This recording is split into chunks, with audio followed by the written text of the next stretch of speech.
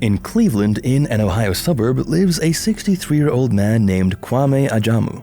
For the murder of Harold Franks, a money order salesman on Cleveland's east side, Ajamu received a death sentence in 1975. Ajamu was 17 years old when he was found guilty. Try to imagine his state. He was a teenager. Not just any teenager, a teenage murderer. I know you're not going to believe this, but that was the case for a lot of people in society. Most youths who have been found guilty of murder or manslaughter are innocent and gullible. Although they were only minors at the time of the crime, they were still charged as adults, tried in adult court, and found guilty. They are subsequently tried a second time as adults and are found guilty this time. As a result, they are currently serving a prison sentence for a crime they committed as children. There's also the possibility that innocent teenagers could be unjustly exonerated by juries who lack knowledge of how adolescents think or how their brains function. Now, let's examine some young people who have been unjustly exonerated by society. 1. Devontae Sanford. Devontae Sanford was a Detroit man who was incarcerated after being wrongly convicted of 4 murders, walked free after serving nearly 9 years of a sentence he received at the age of 15. The murder convictions for Devontae Sanford were vacated by Judge Brian Sullivan, and all charges were dropped against him. The 23-year-old has been in prison since he was 14 years old, after police said he had confessed to the murders of 4 people. The deciding part of this story is that 2 weeks after the 4 homicides on Runyon Street in Detroit, another man known as Vincent Smothers, a self-confessed hitman, admitted to numerous killings, including those 4 that sent Sanford to prison. It took that long for state police to examine what Detroit police had done with the case all that time, and for the legal system to free the then 23-year-old. In an emotional press conference with Devontae's attorney, she asked, "The significance in this case puts it on for display about how things can happen, about how a 14-year-old child can be coerced into giving a false confession, and then how the courts are going to rely on that confession. And what's to say that the court shouldn't rely on? What's to say that Judge Sullivan shouldn't have relied on?" Bill Proctor, a former news correspondent, told on camera, "We were the first to reveal the misconduct on the part of the Detroit Police Department, essentially orchestrating the confession that sent this young man, of diminished mental capacity by the way, to prison. But then, after all these years, it's a big question. Why did it take so long, knowing that only weeks after Devontae's incarceration, that a very credible confessor stepped forward to say he was responsible?" 2. Kirsten Lobato. Kirsten Blaze Lobato, a Nevada resident woman, was acquitted for the murder and mutilation of Duran Bailey, a homeless man from St. Louis, on July 2001. Kirsten Lobato, then 18, started telling her many friends in Panaca and Las Vegas, starting in late May 2001, that a big black man tried to rape her at a budget suites hotel on Boulder Highway in East Las Vegas. Lobato repeatedly claimed to these individuals that she successfully resisted the attempted sexual assault by attempting to sever her attacker's penis with a pocket knife she carried for self-defense.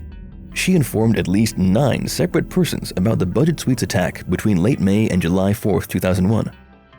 On July 8, 2001, the mutilated corpse of Duran Bailey, a homeless man, was found on the opposite side of Las Vegas. Lobato was charged with the crime more than 10 days later, after one of Lobato's friends informed police of her account of the sexual assault that supposedly occurred 2 months before. After being charged, Lobato denied committing the crime entirely. She insists she was at home in Panaca with family. This lie was instrumental in paving way for her future sentence. She even refused a plea deal, offering a 3-year prison sentence on the charge of manslaughter. At her first trial in May 2002, she was convicted of first-degree murder and sentenced to 40 to 100 years in prison. In a 2006 retrial, she was convicted of the lesser charges of voluntary manslaughter and sentenced to 13 to 45 years. Lobato's case gained significant infamy due to the release of new evidence, which some believe shows her innocence of the crimes convicted of. Kirsten Lobato walked out of the Clark County's detention center, embracing friends and lawyers, after spending more than 15 years behind bars. 3. Ryan Ferguson. Ryan W. Ferguson spent nearly 10 years in prison after being wrongfully convicted of a 2001 murder in his hometown of Columbia, Missouri. At the time of the murder, Ferguson was a 17-year-old high school student. On November 1, 2001, just after 2 a.m., Sports editor Kent Heitholtz was discovered battered and strangled in the parking lot of a well-known newspaper in Colombia. When authorities received a tip about a man called Charles Erickson who had spent that evening partying with Ferguson, Heitholtz's murder remained unexplained for 2 years. Erickson was worried that he might have been involved in the murder because he couldn't recall what happened that night. Even though Erickson couldn't remember killing Heitholtz, he finally admitted to the crime and blamed Ferguson as well.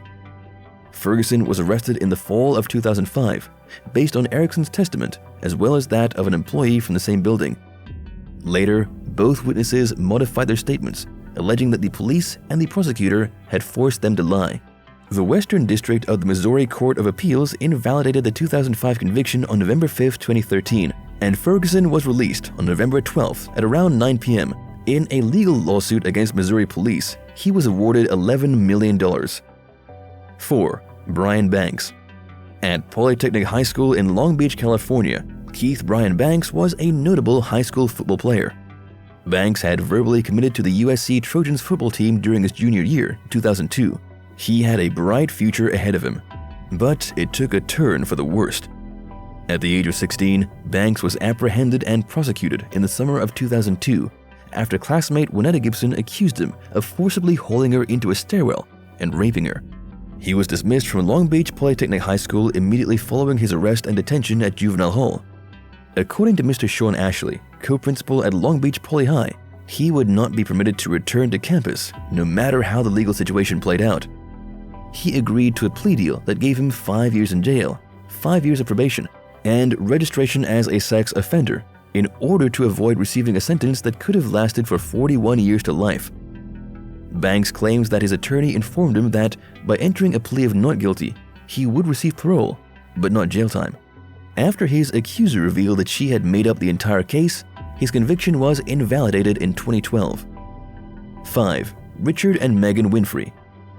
Murray Burr, the high school custodian, was discovered dead in his trailer in August 2004 after being stabbed many times.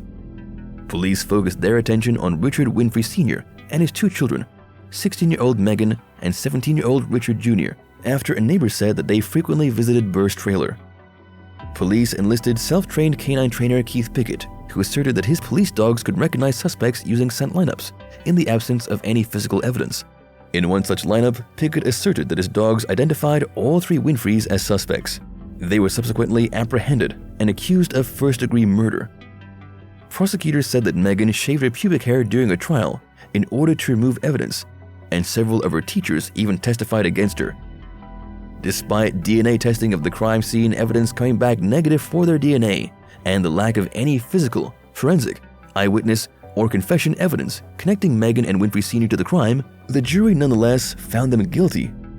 Richard Sr. was exonerated in 2010 by the Texas Court of Criminal Appeals, which ruled that the dog scent evidence was insufficient. Megan was pardoned by the appeals court in 2013. We hope you were interested in this video. If you liked it, don't forget to hit the like button and subscribe to my channel for more amazing videos. Please feel free to comment on any cases where people were jailed wrongly. Thank you for watching, and I'll see you in the next video. And remember, crime never pays.